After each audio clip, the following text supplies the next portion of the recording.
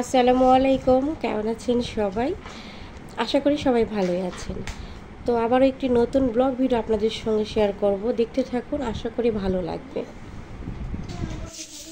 এগুলো বসে থাকবা, ওর নিশা ফ্রেন্ডের সারপ্রাইজ দেবে, এই জন্য এভাবে সাজাইছে, তাই না? চুলটা মানে বাঁধতে হবে মা তোমার নাকি? এখানে আমি রান্না টান্না করে একদম খাবার দাবার একদম টেবিলে রেডি করে রেখেছি, যেন মেহমান আসলে আমার তাড়াহুড়ো করতে না হয়, এই জন্য খাবারগুলো একদম রেডি করে টেবিলে রেখে দিয়েছি। অর্নিশা অনেক খুশি, সে এই ঘর থেকে নড়তেছে না, শুধু বলতেছে মা আমি তো সারপ্রাইজ দেবো, কখন আসবে ওরা। তো এই তো সাজিয়ে রেখেছে ঘরটা সুন্দর করে।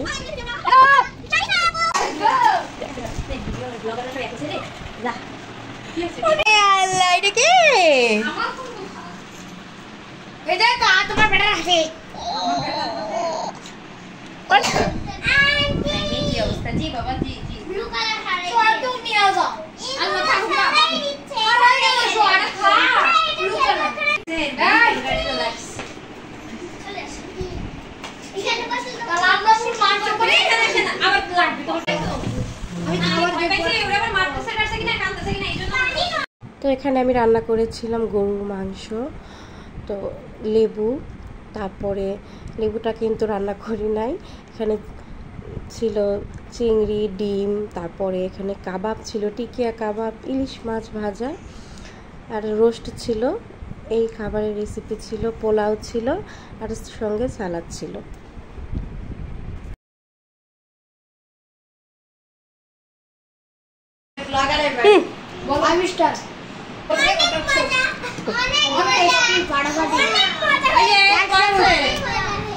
কি বাবা কেমন হয়েছে? কেমন মজা মজা, মুখে খাবারটা বলতে হবে বলে ইয়াম্মি সুলতে পারে, ইয়াম্মি বলতে পারে। আমি একদিন শুনেছিলাম সবার দরকার থেকে আমার ছেলে মোলাগাটা শুনে গেছে।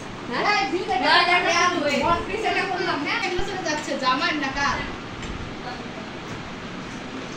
হ্যাঁ বড় মাছে কি ঝোল হইতে, ঝালে কি ঝোল, মানে ঝোলে কি ঝাল, ঝালে কি ঝোলে কি ঝাল? আমি তো কিছুই জানি না, ঝালে কি ঝাল, আমি কোনটা লবণও দেখিনি, বিশ্বাস করেন আমার এমন, আমি যা যা হয় হবে।